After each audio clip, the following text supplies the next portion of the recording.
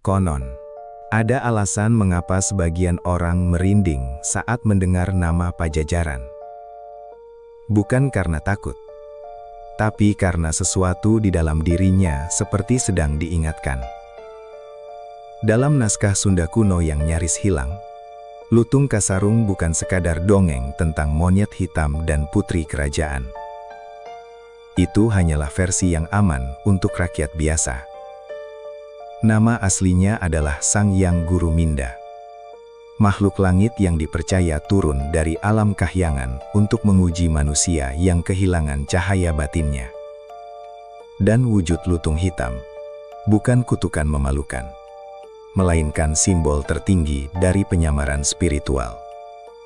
Karena dalam kepercayaan Sunda kuno, makhluk suci sejati tidak datang dengan kemewahan, melainkan datang dalam rupa yang diremehkan manusia.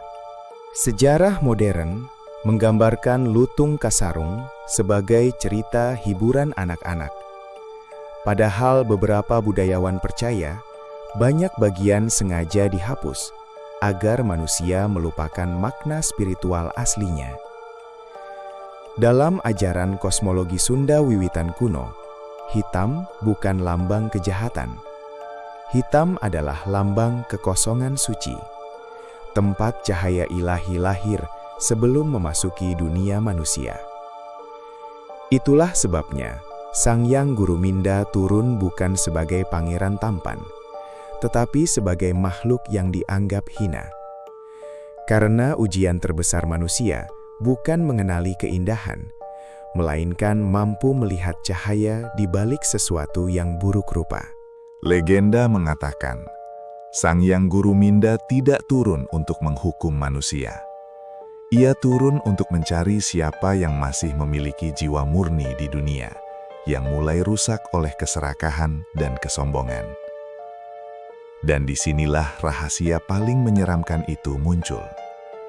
Konon mereka yang langsung merasa jijik, marah, atau takut pada wujud sang lutung, dianggap telah kehilangan keseimbangan batin.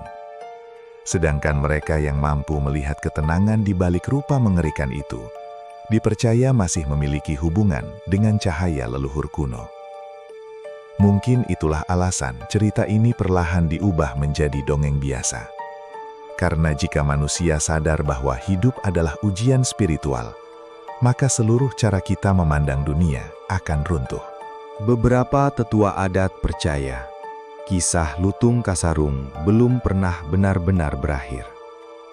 Sang Hyang Guruminda diyakini bukan makhluk masa lalu, melainkan simbol bahwa cahaya ilahi masih terus menguji manusia hingga hari ini. Bukan melalui perang besar, bukan lewat bencana, tetapi melalui cara kita memperlakukan sesuatu yang terlihat lemah, buruk, dan tidak sempurna. Karena mungkin manusia modern terlalu sibuk mengejar tampilan luar, sampai lupa melihat isi jiwa. Dan jika legenda itu benar, maka entitas yang selama ini kita anggap hanya dongeng, mungkin masih berdiri diam di antara bayangan hutan Jawa Barat, menunggu siapa manusia terakhir yang masih mampu melihat cahaya di balik kegelapan.